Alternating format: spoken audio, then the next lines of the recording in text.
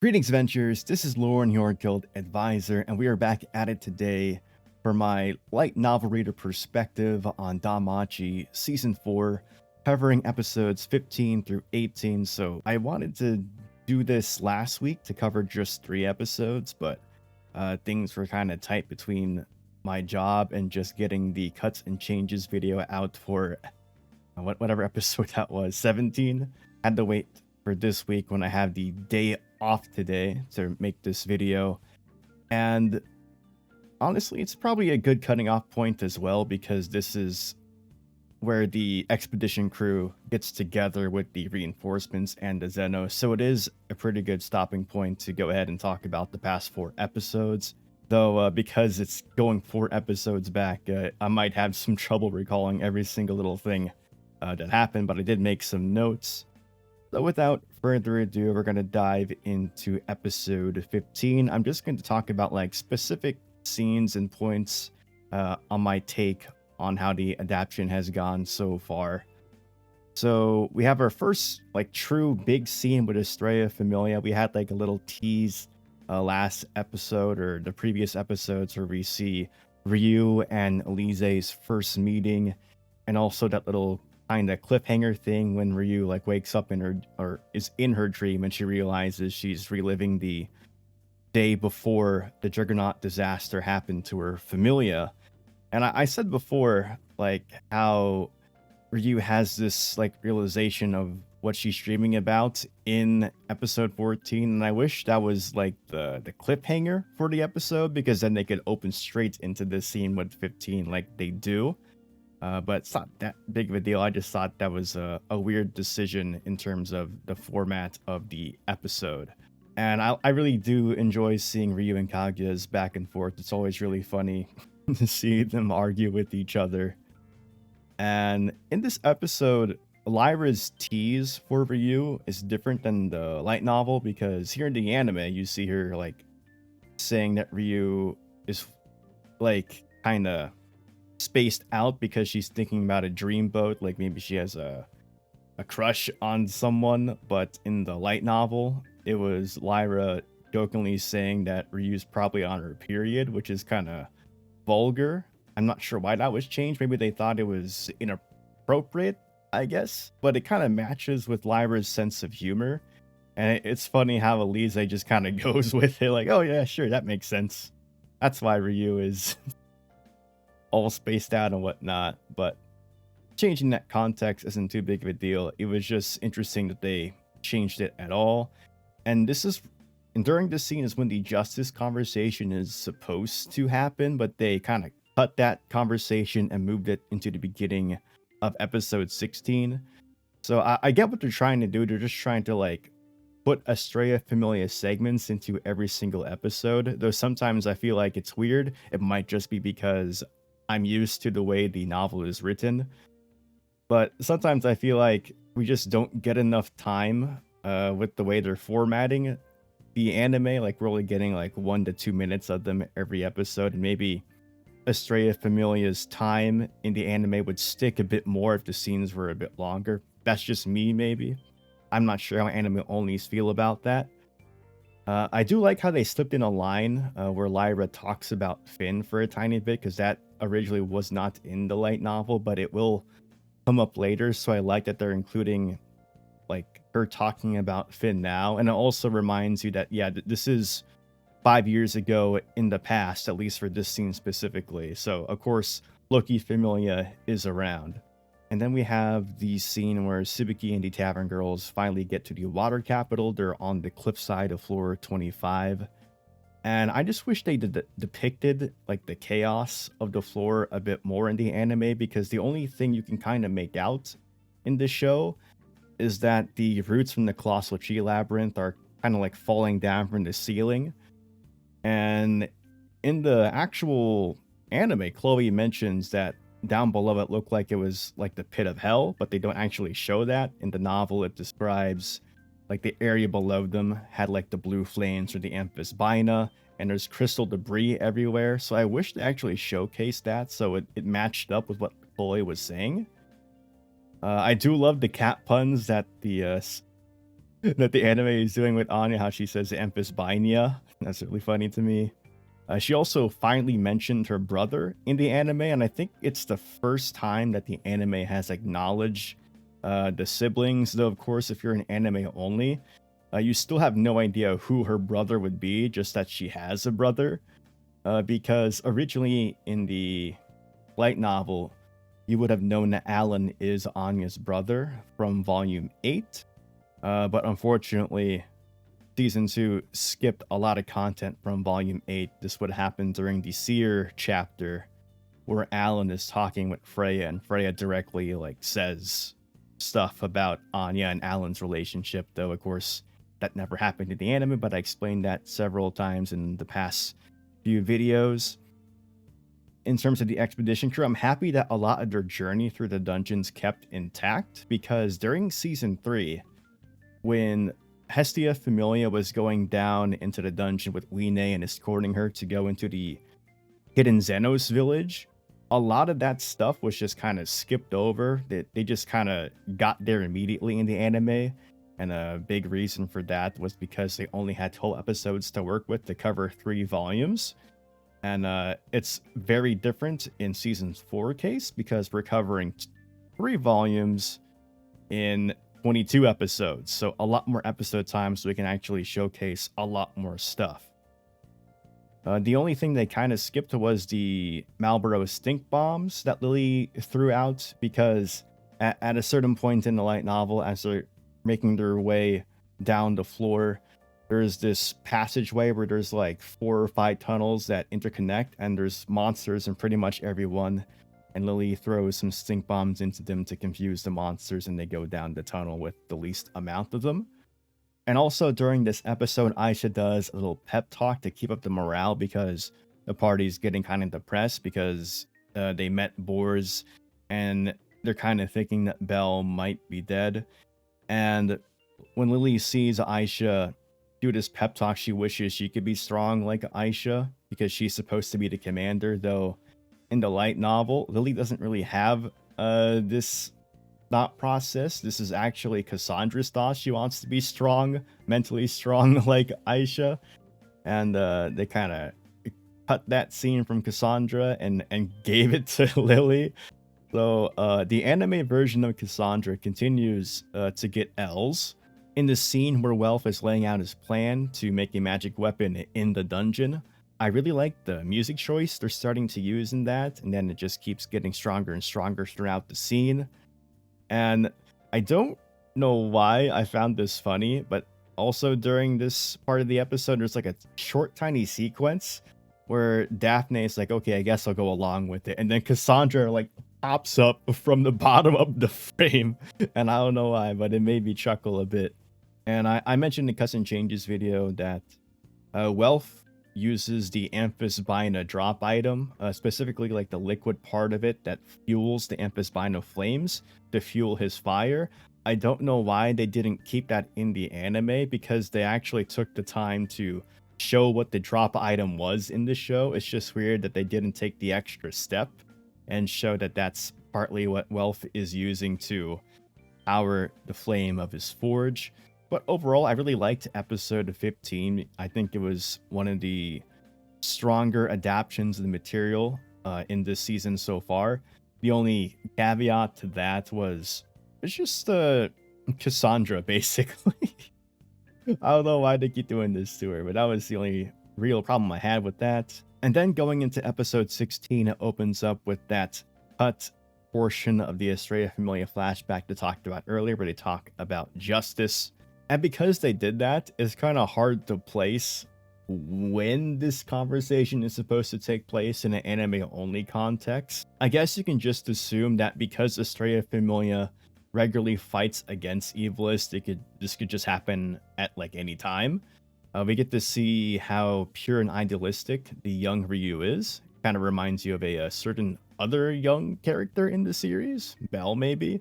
But I do always enjoy the Estrella Familia segments, and of course, because they always play them in the beginning of the episode, you get that huge contrast when the opening plays afterwards, and you see the details, the gory details of what actually happens to Estrella Familia. And in the episode, they talk about how Belle convinced Ryu to actually heal herself, so he doesn't have to always support her to move around.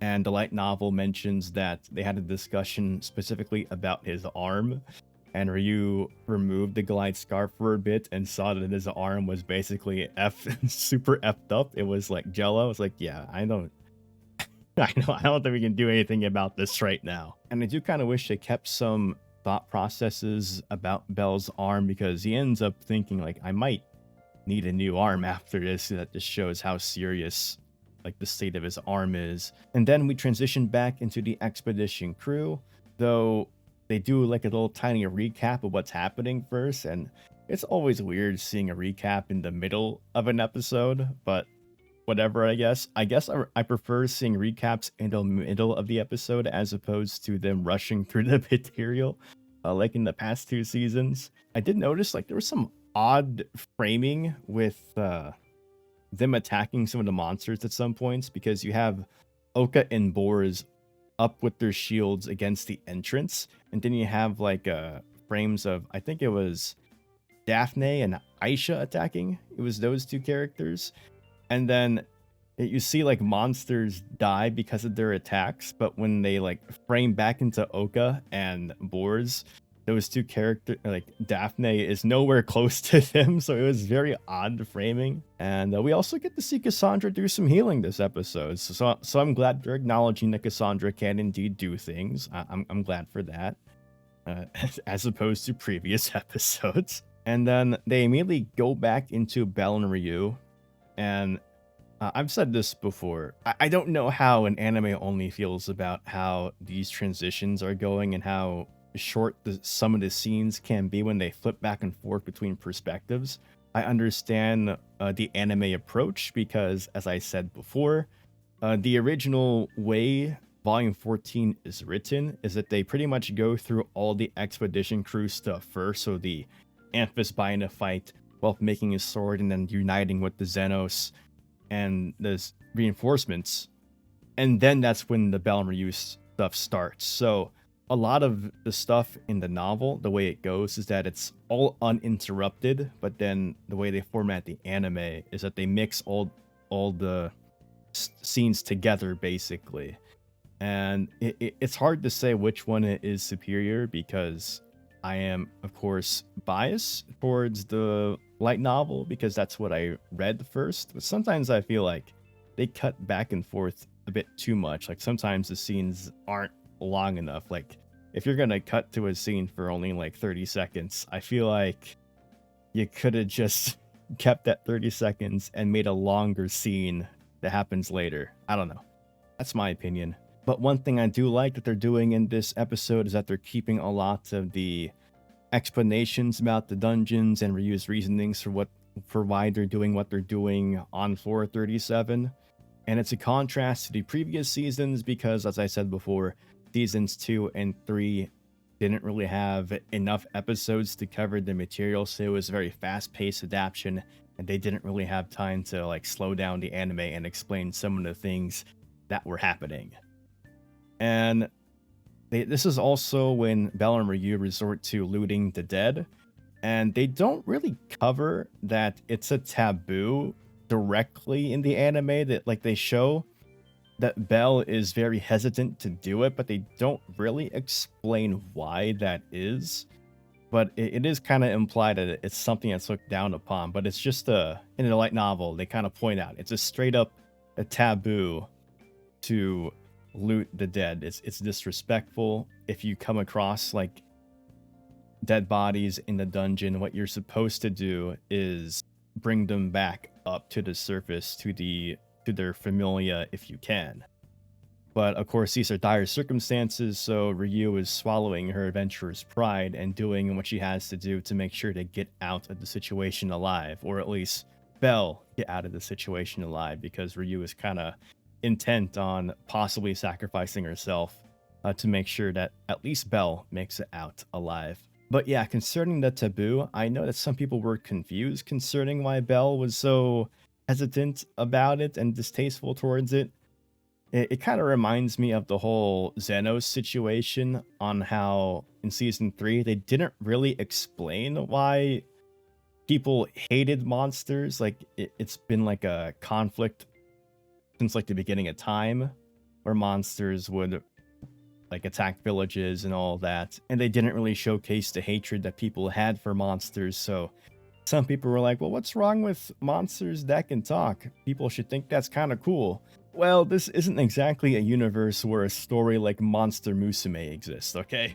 And then when we go back into the expedition crew and Welf is continuing to try and make the magic weapon, I mentioned this in the custom changes video, but I was initially hoping that they would try to like kind of reference Welp's backstory that was skipped during season 2, but they didn't really do that. They kind of showcased like Welf talking to himself, repeating the words of his family. I wish they at least showcased like maybe a picture or two of his family at the very least. Because you do see what his family looks like in the mobile game, because they actually adapted pretty much all of Volume 8 in its entirety in the mobile game, something the anime did not do. So I wish they showed that, and maybe at least address Welp's confession to Hephaestus, which they also did not do. So that's what I thought was weird when they had this original scene with Hephaestus and Hestia. I did not mind the scene. Like some people were like, oh, they just had to put Hestia in, but I really didn't mind that scene. I just felt like it was a lost opportunity that they had this scene in the first place and didn't use it to like have Hestia maybe give a tease to Hephaestus about Welp's confession to her. But that scene was kind of designed to make a reference to the Hestia knife, because the Hestia knife is of course one of Welp's inspirations for making the magic sword in the first place. But yeah, I do wish at some point the anime would acknowledge the confession and promise that Welf made to Hephaestus. It's just really weird that something that seems to be pretty significant has simply not made it into the anime. And also, I just wish that the situation right before Welf uses the magic sword for the first time was a bit more like tense and dire, because in the anime they kind of just have the monsters knock Oka and Boris back, and then the monsters kind of get into the room, and before they even get close to reaching anybody, that's when Welf uses Shiko. But in the light novel, like Oka gets his shoulder kind of ripped up by claws, and then monsters are about to jump on top of him, and that's when Welf finally uses his magic sword. So the situation in the light novel was a bit more intense. I wish the anime just kind of reflected that a bit more. Though I do have to say, I did enjoy the flame effects, especially the shot of Cassandra and Welf when they're holding the sword together, and you see the flames in the background, kind of like a wallpaper-esque shot almost. And there's a scene where Daphne is supposed to blush at Welf when he's talking about like how everyone trusted him, and now he's here to fight with his magic sword. Though it makes sense to me that this scene was cut, because it'd be weird to tease like a romantic kind of thing between Daphne and Welf when they haven't acknowledged the main romantic relationship or interest in Hephaestus. So yeah, that makes sense on why that was cut. Then we go into episode 17, and that's when it opens up with the Kaguya flashback. I love the banter between Ryu and Kaguya, and you see like that little face that Kaguya makes in disgust towards Ryu. And the thing that disappointed me in this flashback is that they took out the reference to Artie. So Artie is a character that appears in Astrea Record, but her first mention in the series is in Volume 14. Since Artie's origin is Volume 14, it was strange to me that they took it out. Again, Artie is the younger sister of Shakti, who is the Familia captain of Ganesha Familia, and also one of Ryu's like few friends that she had outside of her own Familia. And I just thought that like keeping it in the mention of Artie dying would bring like some more emotional motivation to why Ryu is so angry at Kaguya. So again, I thought it was strange that they they took that out. And also because if they kept it in Artie, it would have been a good way to promote Estrella record because Artie appears in that story and that's when she meets her untimely end. And because the Estrella record rerun is happening in the mobile game, and because the light novel adaptation of Estrella record released, like all 3 volumes released last year, it would have been the perfect way to like get interest towards that. So it's just strange to me that they just took out Artie. So it's so weird to me. And then the conversation between Elise and Ryu that happens directly afterwards was like cut off from this episode and then put into the next one. So again, we're like splitting up the Estrella Familia segments across the episodes. And I don't know if that works for the anime onlys or not, because I'd rather just have that entire scene together instead of splitting it in half. But that's just me again, being used to the way the light novel did it.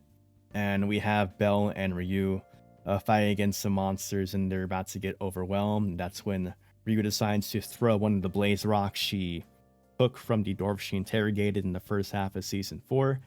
And I couldn't help but notice that the framing that they did for Belle and Ryu as like they're taking cover from the explosion is like highly highly suggestive.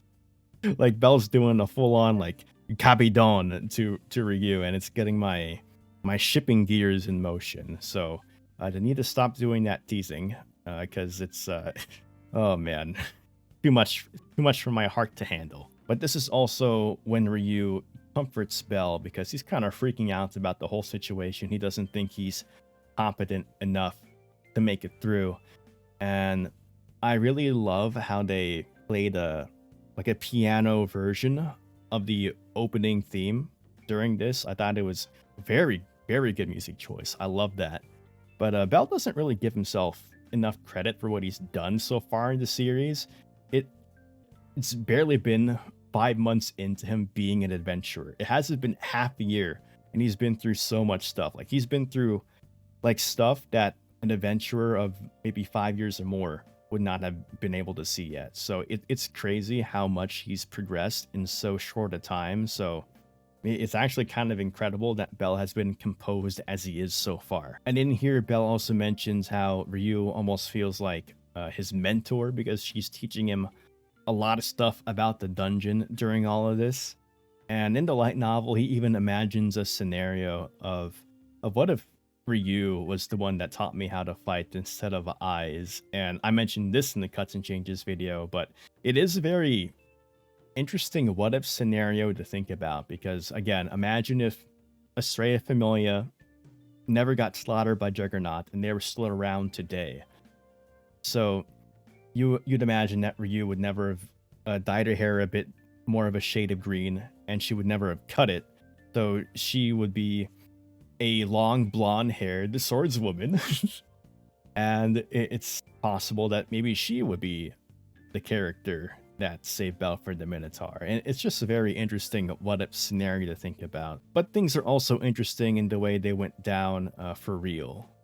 I like how Ryu isn't this like perfect character that's infallible, because we've seen her fail in the past with what happened to Estrella Familia and how she may have taken her revenge a bit too far because again she's blacklisted from the guild because she did some questionable things when she was trying to rout out Evilis. And throughout this episode you can see that Welp is getting a bit exhausted when he's using his magic sword. And I don't believe the anime actually properly explained how the magic sword works. But basically, like regular magic weapons, they don't use the wielder's mental strength, their mind, their mana, whatever term makes more sense to you based on your experience with games and anime. But yeah, a regular magic weapon doesn't use the user's mental strength or mana. And that's partly why they break after a period of time, because anyone can use them. But because Welp's magic sword doesn't break, it uses the mental strength of the wielder. And that's partly why he needed Cassandra previously, because Cassandra has a bigger pool of magic because of her level and because she is a healer. And also in this episode, Ryu and Belle go over the layouts of floor 37 and how it's basically comprised of 5 rings that divide up the areas. The novel goes a bit more in depth, and I don't think they wanted to get into like this big in-depth 2-minute long explanation about the area, because that would probably be a bit boring for anime viewers.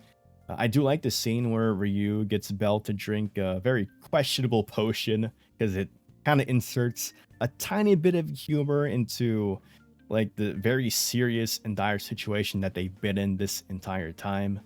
And we have these scenes with Tsubaki and the Tavern Girls, and you can just see how strong they are. Like, they're all level 4, except Tsubaki was level 5.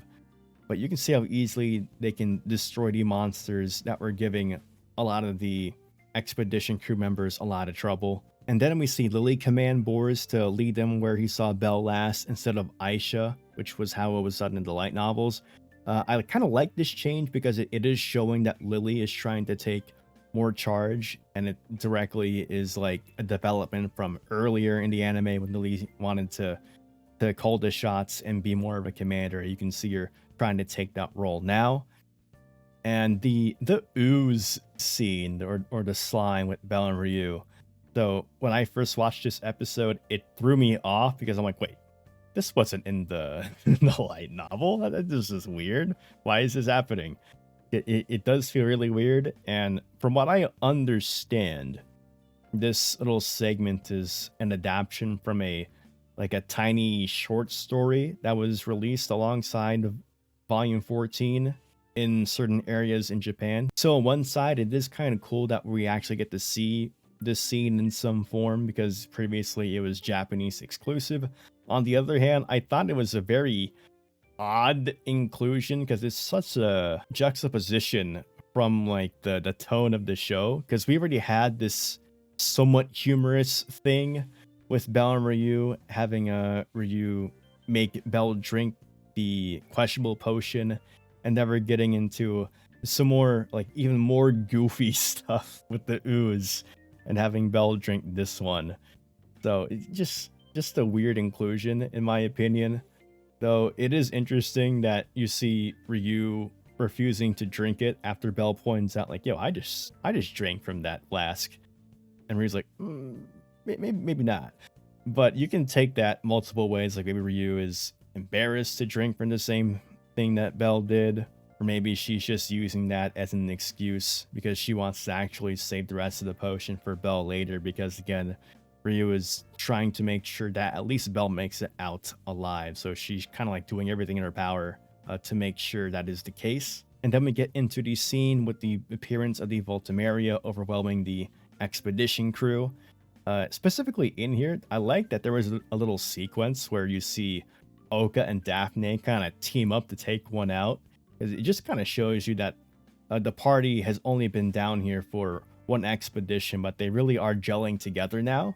And during all this fighting, Welf and Cassandra are getting really exhausted because they're constantly using, like, on one side, Welf's using the magic sword a lot, and on the other, Cassandra is healing a lot, though the anime doesn't show Cassandra healing a lot. At any time the anime doesn't show something that Cassandra does in the light novel, I feel obligated to point it out now because of how poorly it seems the anime has handled her.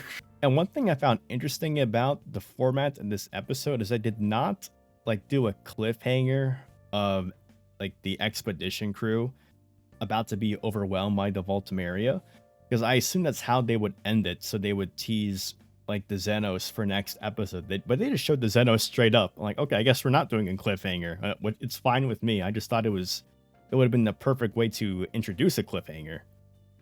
But then we see, like, at the end of the episode, we get to hear Ryu's thoughts about, again, making sure that Belle learns everything he needs to know about 437 and the rest of the dungeon and how to survive in it, because she is worried about the fact that there will be a situation where she will have to sacrifice herself to make sure that Belle stays alive. So we see, like, Ryu is gone from her younger self, where she has these ideals about making sure there's no sacrifices. We need to save everybody. And now Ryu is more in that line of thought with Kaguya.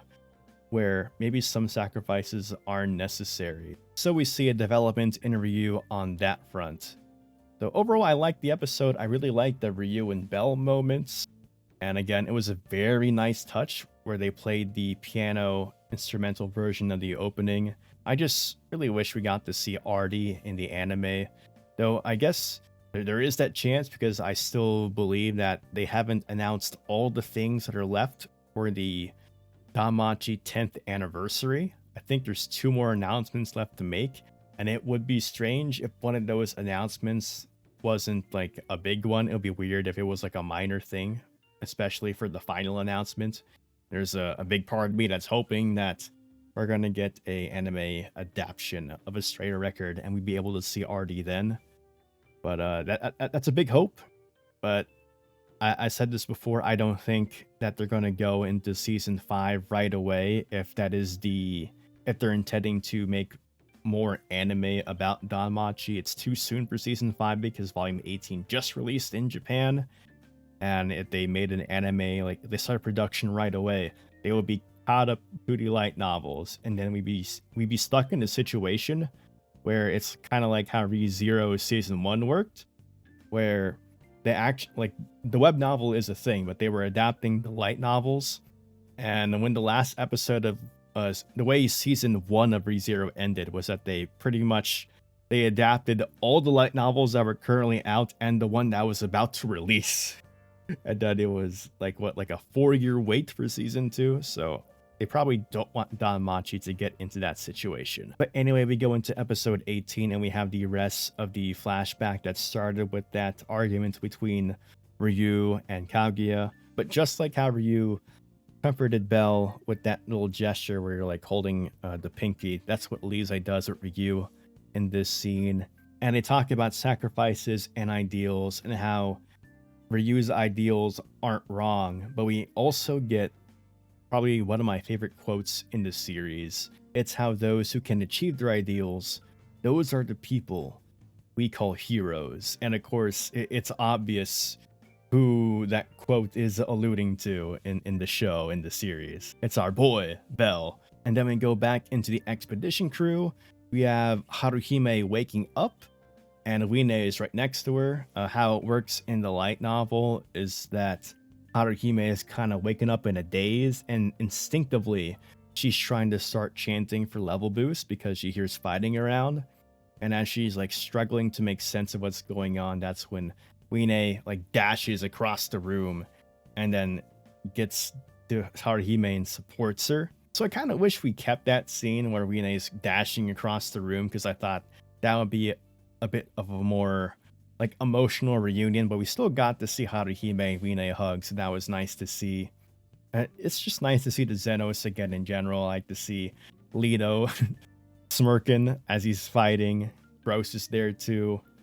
And I mentioned this in the custom changes video, but there was a little subplot from season 3 that was skipped, and that's why we didn't have the scene where the two Zenos, Helga and Aruru, the Hellhound and Almirage you see in the episode, they don't like have a reunion with Cassandra, because originally during the Zenos arc, Cassandra took care of these two Zenos who were injured because of one of her visions. Like, she had a vision she was going to get swallowed up by this like jet black wave of something, and she had a rabbit charm to save her. And it turns out that this vision was referencing the Voltimaria and Aruru, who is the rabbit charm. And Cassandra's initial encounter with these two Zenos is the reason why the Zenos were able to track down the expedition crew, because Helga and Aruru could sense where Cassandra was. So just like with Welf's backstory and his confession with Hephaestus, it's just another unfortunate thing that could not be adapted properly because of what was skipped in previous seasons. And it's the same kind of thing when you see Chikasa mention that she and Oka remember seeing monsters on Daedalus Street in season 3. What was skipped there was Oka and Chikasa were actually helping out, escort citizens out of the area, and they actually see Uine save a child which you actually see in season 3. Yeah, but it's only Tiona that sees it in the anime. But specifically, this child was supposed to be an orphan from the Seer chapter of Volume 8 that was skipped in Season 2. So yeah, again, just stuff from the previous seasons is kind of harming what is otherwise like a incredibly good adaptation of the material with Season 4. Like Season 4 is such a step up in just overall adaptation of the material because again, they have a proper amount of episodes to cover it. And it just seems like to be a higher production value as well, like much more in line with Season 1, which it's so strange how in general, Season 1 of the anime looks a lot better on a production front than Seasons 2 and 3, though Seasons 2 and 3 both have their own circumstances to deal with Season 2. They mentioned that it was kind of a difficult transition to go from making the DanMachi movie, Air the Orion, and then transitioning into the production of Season 2. And then Season 3, there was this whole big event that happened, a little pandemic, if you will. And that kind of hurt a lot of the anime at the time. But in general, I'm very happy with how Season 4 has been adapted so far, because it's such a step up from the previous 2 seasons. And I don't know why, but I felt like there's this segment where Renoa like kind of goes to town on one of the monsters with her fists, and I felt like that was strangely like better animated than I thought it would be. I don't know, it just kind of stuck out. But yeah, now the gang is all together, the main expedition crew, the reinforcements, and the Xenos, and they're ready to go down further and find Bell and Ryu. And then we transition into the Bell and Ryu part of the episode. You see Bell fighting on the high ground for all you Star Wars prequel lovers, and how he's basically applying Ryu's advice that was taught to him earlier to take advantage of the terrain. And then he's also using some advice from Eyes to kind of feint being vulnerable to trick monsters into trying to attack him. So he's combining the teachings of both Sword Princess and the Gale Wind, and it's just a kind of a cool quote in the light novel. And we see Ryu using the quick draw technique that she learned from Kaguya. Now, she only kind of uses this once in the anime. She uses it multiple times, of course, in the novel to defeat most of the monsters that are in her way.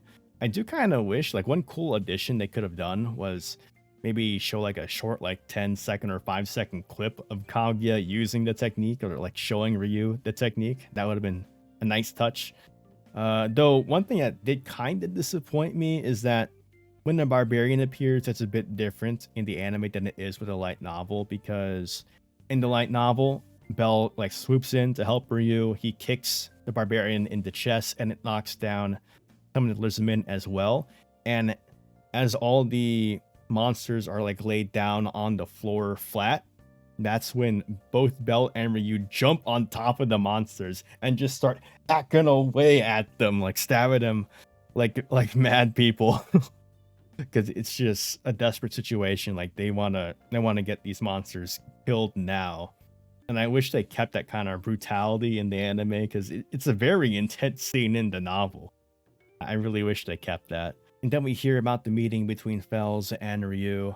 And in the light novel, Ryu actually manages to make a connection to Uranos himself. And I wish we had like Bell get a tiny reaction like, whoa, Ryu's guesses are very accurate.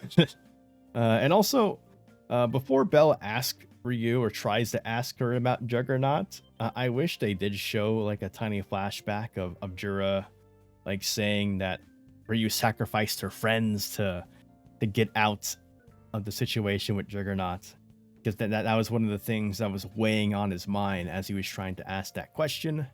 And then of course we have the Juggernaut point of view section, and it's kind of short in the anime. And I mentioned this before, like it's a similar thing to the Moss Huge. There's not really a good way to showcase this in the anime because the Moss Huge and Juggernaut cannot talk, so we can't really hear their thoughts. Though there are some clever ways I thought they could have like done or used to showcase some of the feelings that Juggernaut had. Like one of those, for example, is like if you show the Juggernaut's destroyed right arm in one frame, then you show like the Juggernaut's face, and then you immediately go into a scene where he remembers Argo Vesta, and then you could just show like the Juggernaut kind of motion, like move his head, or like his claws, like clench his left claws in anger, or something, because that would be a way to showcase the emotion of the Juggernaut. I just kind of wish they like small things like that would add a bit more and kind of showcase a tiny bit about Juggernaut's emotions. And then we have the scene with the Spart toys surrounding Bell and Ryu. It's kind of weird how they did it in the anime, because it just kind of happened upon the Spart toy in front of them, and for some reason they didn't notice the ones following them from behind. Though of course maybe they want the anime viewers to assume that maybe they just spawned, and that's why they got the sneak on Bell and Ryu. But the way it happened in the light novel is a bit more intense, because they spawn from right below them, like from the floor beneath them. So it would have been really cool to see that animated, but I guess, well, we can't have everything, and I'm really hoping that they're saving like their best stuff for the finale, because that's of course where like most of the attention for like the best animation should be made, is in the final fight, the finale of what season 4 is going to be. And of course I'm very excited to see what that is. Another thing that was kind of skipped was the inclusion of the obsidian soldier monster, because while Bell and Ryu are surrounded by all the Spart toy, Bell has an idea to maybe like blast his way through with firebolt so they can get through the opening and get out of there. But of course, there's the obsidian soldier monster, and basically it's able to counteract magic. And that's when we have that scene where the Pollutas show up and they start shooting their spines, and it hits some of the monsters. And of course, we have the fire that happens, and ultimately Ryu decides to use another Blaze Rock, and the explosion kills most of the monsters. And then, of course, that one stray Polluta gets Bell in the shoulder. And I really like how they adapted this scene, especially with the voice acting. Matsuoka-san, Bell's voice actor, my favorite voice actor, did a great job like showcasing Bell's pain with those painful screams. But yeah, Welf is coming in very clutch with making Hakugen, so Bell could actually use the unicorn horn properties of it to extract that poison, because otherwise Bell would probably be a dead man. So Welf coming in real clutch, and I'm glad they drew the unicorn Xenos a couple of times so I could actually show what the unicorn Xenos looks like, because that's where the horn came from in the first place. And then the episode ends right before Bell and Ryu have to confront the Colosseum. I know some people ask like, yo, what is the Colosseum? Like, yo, you'll find out. Like, why are you asking me now? You'll find out what the Colosseum is. Why even ask when you know it's going to be the next episode?